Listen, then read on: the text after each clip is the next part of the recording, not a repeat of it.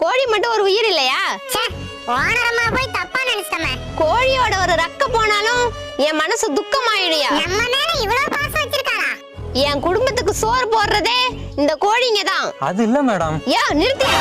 கோழிய பத்தி என்னையா தெரியும் உனக்கு? போதும் ஓனரம்மா, உன் நல்ல மனசை நாங்க புரிஞ்சுக்கிட்டோம். இதெல்லாம் கோழிங்க இல்லையா, என் பிள்ளைங்க. அம்மா எங்க மார்னிங்க தன்னாலா?